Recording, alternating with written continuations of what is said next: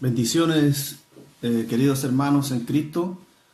Es un agrado y también una bendición para mí poder compartir con ustedes este comentario, resumen del primer libro de la Biblia.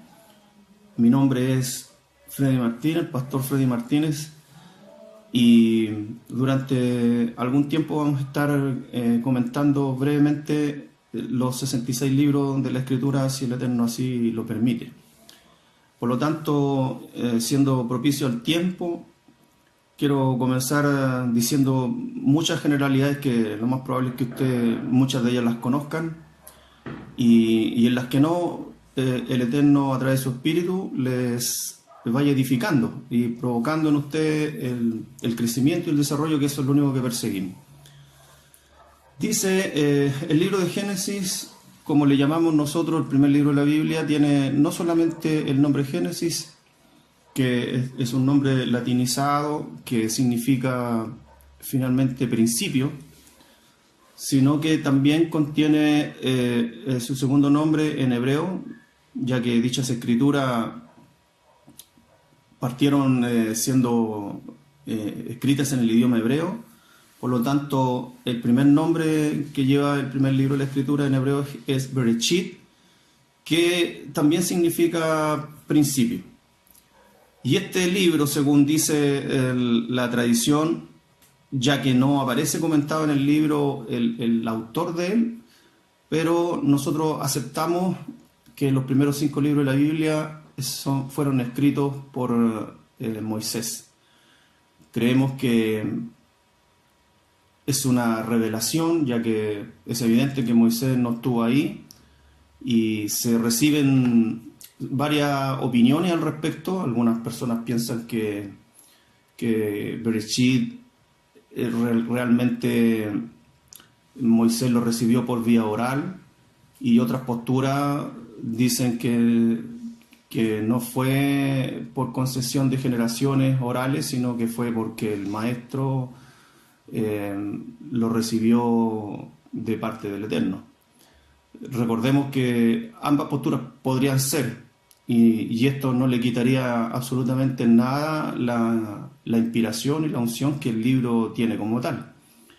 Génesis para nosotros es un libro muy importante dentro de todos los libros de la Escritura. Aunque todos tienen una importancia, Génesis la reviste un poco más, a causa de que, siendo justamente lo que dice su nombre, el principio, no es solamente el principio de las cosas creadas. En Génesis está el principio de todas las cosas, de todo lo que ha sido creado y de todo lo que ha sido formado, de todas las consecuencias que nosotros vivimos ahora. Es el génesis de la historia, es el génesis del pecado, es el génesis del tiempo, es el génesis del final. Y todo está contenido ahí. En realidad es un código tremendamente largo de descifrar. Por eso que estudiar el Génesis, desde mi punto de vista, es uno de los libros más fascinantes que haya, aunque creo que todos los libros tienen su código, que es revelado por la presencia del Eterno en nosotros. Pero Génesis contiene mucha más información que otros libros, que ha de ser revelada todavía. Seguimos creciendo, seguimos desarrollándonos en los misterios de lo que el Señor va mostrando a través de este libro, que es impresionante. Como dijimos, el autor de Génesis es Moisés, el maestro Moisés, el rabí. Y si fue escrito por él, como nosotros estimamos que es así, sería aproximadamente alrededor del año 1400 antes de nuestro Señor Yeshua, que dio pie no solamente a Génesis, sino a los primeros 5 libros de la Biblia, a la Torá.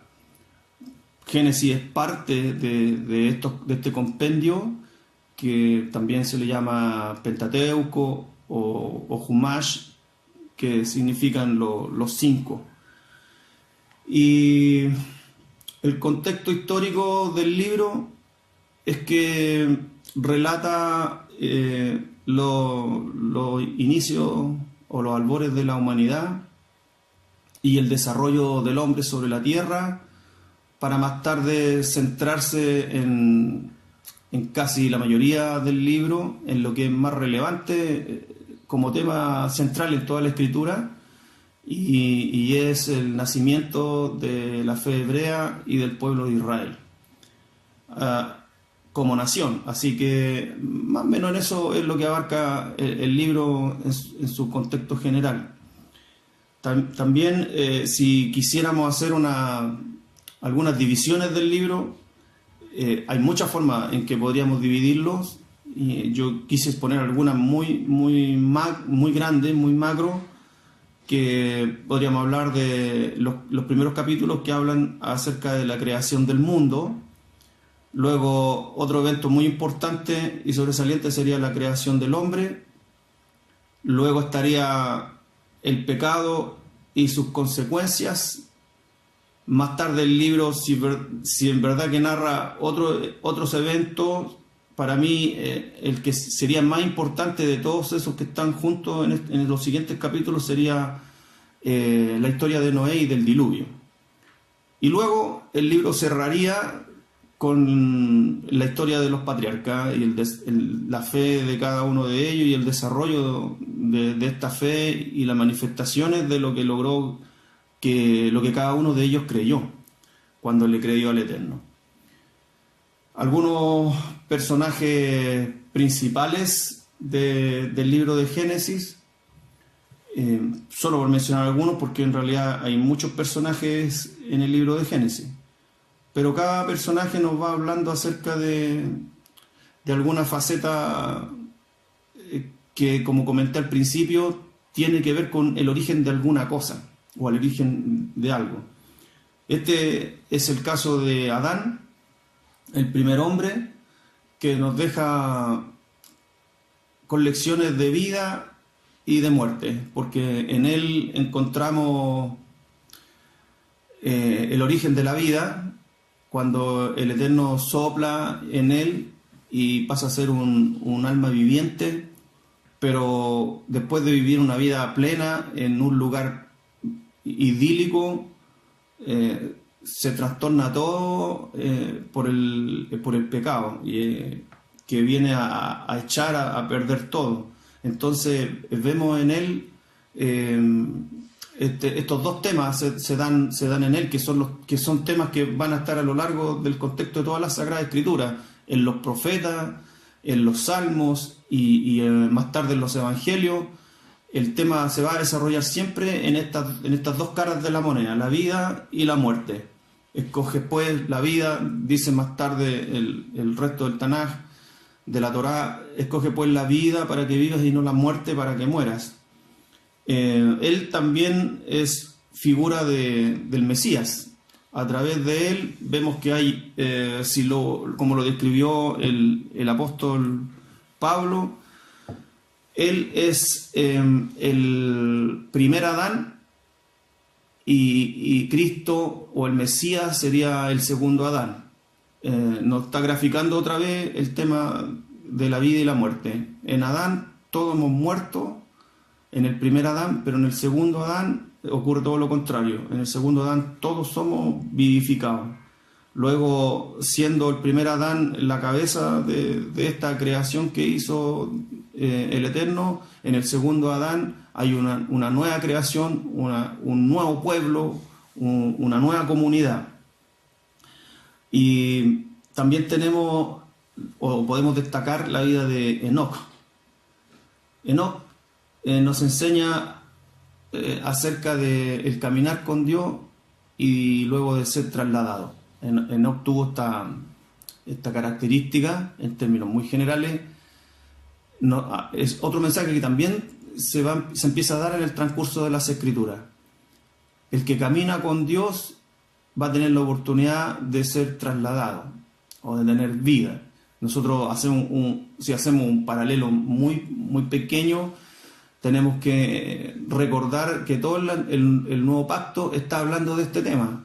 un tema que nos obliga a andar en la voluntad del Padre, nos obliga a comportarnos como el Padre nos pide que nos comportemos, nos insta constantemente a guardar los mandamientos del Señor, y luego con esto nos deja entrever que aquel que hace esto y que vive en esto y se maneja en esto, entonces tenemos promesa de que seremos levantados, seremos arrebatados, los que estemos muertos en Cristo, un pasaje que recordamos. Cuando venga el Mesías, los muertos en Cristo resucitarán primero y luego nosotros, los que hemos quedado, seremos transformados. Y esto es lo que le pasa a Enoc, una persona que caminó con Dios, que mostró una vida intachable frente al Eterno, aun cuando a su alrededor había mucha idolatría, mucho pecado.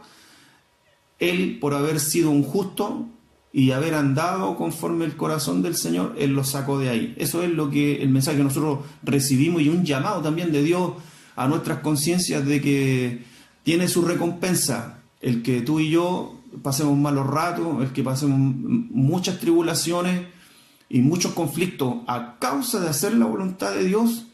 Entonces hay una recompensa para nosotros que un día también, igual que no, seremos trasladados. Luego otro personaje principal también es Noé. Y Noé nos está hablando de la vida de Noé, de las obras y de la salvación. Un Noé que también en un contexto de una generación perversa, de una humanidad que se había deteriorado completamente, Dios vio el corazón de Noé, y no podemos nosotros poner como excusa que es muy difícil comportarse como Dios quiere, porque la sociedad en la que vivimos nos está instando constantemente a hacer lo malo. Porque si vemos la vida de Enoc y la vida de Noé, ellos fueron sacados de un contexto muy, muy difícil, de un contexto muy contrario a los mandamientos del Señor, y aún así consiguieron tener un buen testimonio delante del Señor. Noé entonces, por la fe, le cree al Eterno, y él lo mira a causa de su buen caminar, de su buen comportamiento, de sus obras, y decide darle una tarea que tal vez muchos de nosotros no tomaríamos para nada, menos en este tiempo. Pero Noé construyó un arca, y esto lo vemos en Hebreos 11, que es la demostración de la fe de Noé, que habiendo construido un arca, alcanzó la salvación. Y si bien nosotros entendemos en nuestra teología y en todo lo que nos habla el plan de salvación del Señor, que nuestra salvación no está cimentada en las obras, la justificación que nosotros recibimos de parte del Eterno no es a causa de lo bien que nos comportemos o de cómo guardamos nosotros los mandamientos, sino que a través de la sangre del pacto derramada en aquella cruz, en aquel madero, por el Hijo del Eterno, por Yeshua. Las obras juegan un rol importante, porque son la demostración de que una vez siendo justificado y habiendo hallado esta gracia del Señor, de que habiendo estado transgrediendo constantemente, Él vierte su gracia sobre nosotros a través de Yeshua, para poder volver a la Torá, para poder volver a los mandamientos, para tener la condición de pueblo del Señor, es justamente para hacer lo que no habíamos estado haciendo. En esto consiste esta gracia, de darnos la oportunidad de volver a cumplir con la voluntad de Dios, de hacer una introspección de nuestra vida, arrepintiéndonos de nuestro pecado, para volver a poder cumplir con las obras del Señor. Luego entonces Noé estaría hablándonos de que las obras contienen un rol para que nos pueden dar un tono de salvación, por decirlo de otra forma. Necesitamos hacer las obras porque no podemos demostrar nuestra fe, según lo comenta Santiago, si no es a través de esto, de las obras. Ellas hablan de la fe que habita dentro de nosotros. También tenemos otro personaje importante, Abraham. Abraham es uno de los personajes centrales dentro de la fe del pueblo de Israel. Es el primero que inicia con un llamado muy claro, muy preciso del Señor, y donde parte la fe que más tarde maduraría en el pueblo de Israel. Abraham también fue llamado saliendo de un contexto bastante idólatra y pagano, muy ajeno a lo que es la voluntad de Dios. Sin embargo, una vez más, se vuelve a dar el mismo patrón. En medio de un conflicto grande, de fuerzas contrarias a la voluntad del Padre, sin embargo ahí había un hombre que sí conocía del Eterno y que sí quiso comportarse como el Eterno se lo pidió. A causa de esto es que también el Padre lo llama y le dice que salga de ahí y a una tierra que Él le va a mostrar. Entonces Abraham nos habla de la fe y de ser separado. Él es el padre de la fe. Luego entonces, siendo Él el padre de la fe, nosotros vemos en Él que como Él se comportó, nosotros debemos comportarnos también. Nos dejó el ejemplo en las buenas y en las malas, con una demanda del Señor que a veces nos parece agradable y es fácil cumplir, como cuando viene otra demanda del Señor y entonces no es fácil cumplir. Él lo hizo igual. Y este llamado también nos deja a nosotros un mensaje que nos desacomoda, nos desajusta, porque a nosotros nos gusta hacer la voluntad de Dios cuando ésta nos acomoda. Pero cuando la voluntad del Dios nos desacomoda, entonces no hacemos el esfuerzo que el Señor nos está pidiendo para esto.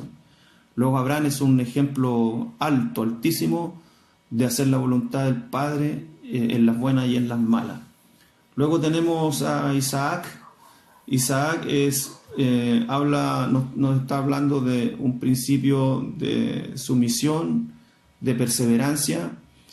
La vida de Isaac no es de tan alto contenido en el libro de Bereshit. Sin embargo, a pesar de eso, él llegó a ser un tipo del Mesías, una sombra del Mesías. En él y en la parte más alta de lo que nosotros llamaríamos de su vida, de las más dramáticas, cuando el llamado de Abraham es a sacrificarlo, y él toma una postura de sumisión y de entregarse como cordero, tal como más tarde el Mesías también iría al sacrificio con su boca cerrada, y como un cordero que llevaba al matadero, según dice Isaías. Isaac nos muestra esta imagen y luego nos refuerza la idea de este Mesías sencillo, humilde, que va y hace esta entrega sublime, honesta, sincera y voluntaria ante el Padre.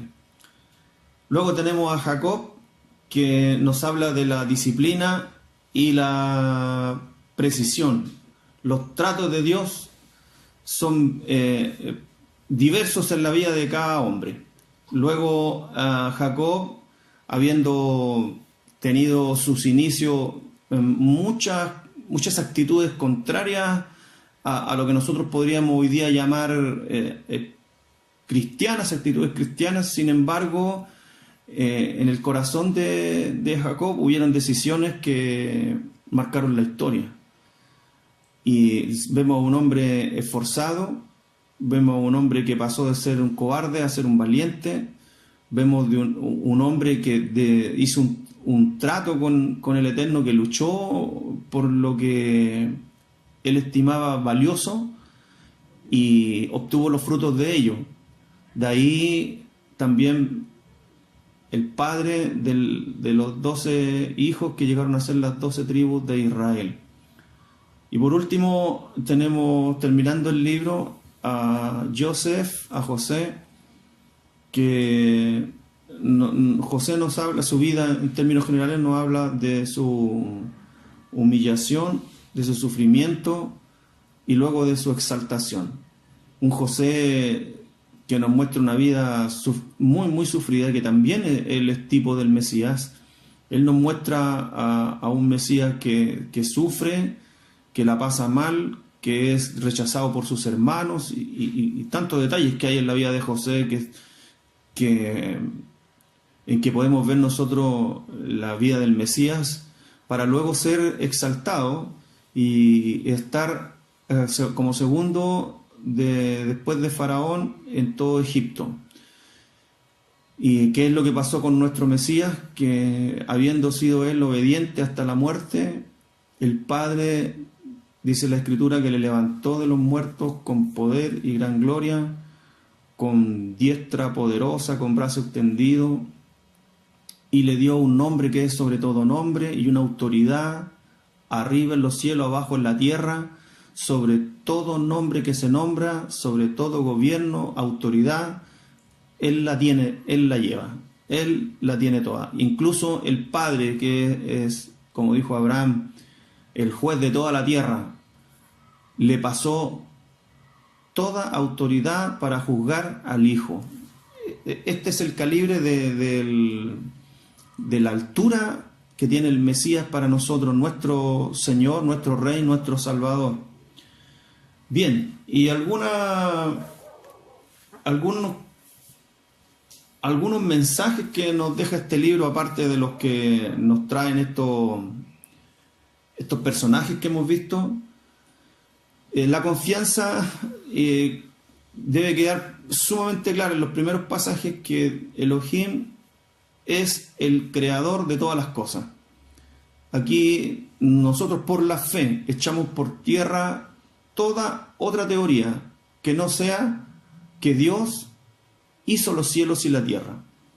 Luego esto nos ayuda a nosotros a poner los pies de la fe en la palabra, aun cuando digan lo que digan, presenten lo que presenten.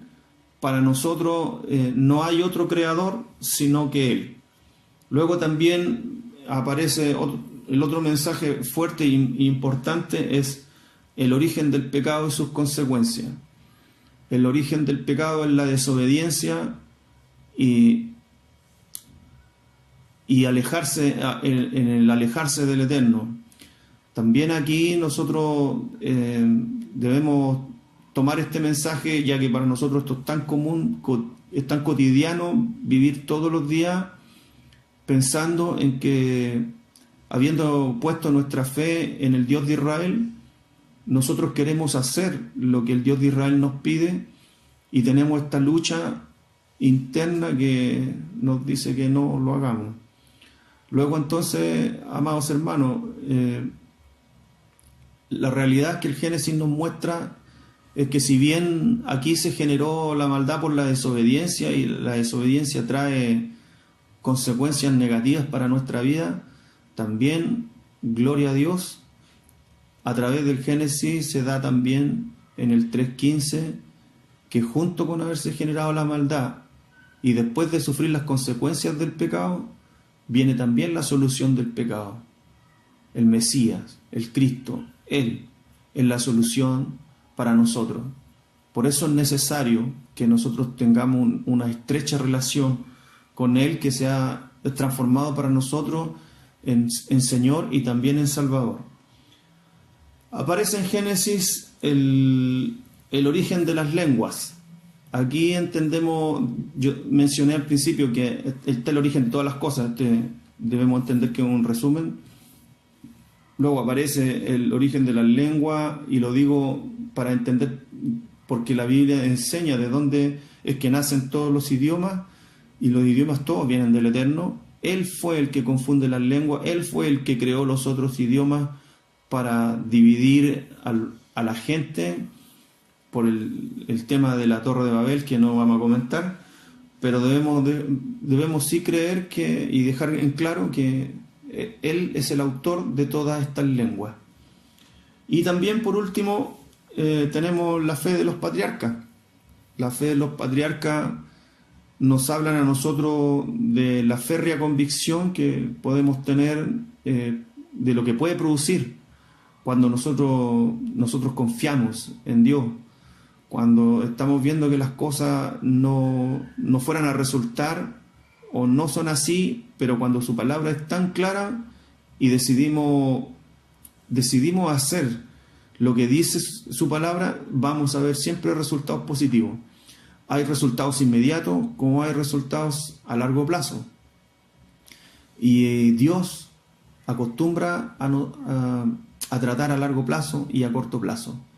Hermano, Abraham, a pesar de que Dios le dijo que iba a ser padre de multitudes, yo creo que él no se imaginó nunca cuánto iba a ser la proyección de él hacia lo largo de la historia. Isaac menos, y Jacob tampoco lo sospechó. Luego nosotros caemos en lo mismo. Puede que tú hagas algo, un mandamiento pequeño o un mandamiento grande, y tú no sabes cuán profundo va a ser lo que cumplir ese mandamiento va a marcar, ya sea o tu vida o la vida de otros, y lo que puede provocar hacia el futuro o en el mundo espiritual. Que el Señor te bendiga y nos estamos escuchando en otro comentario. Bendiciones.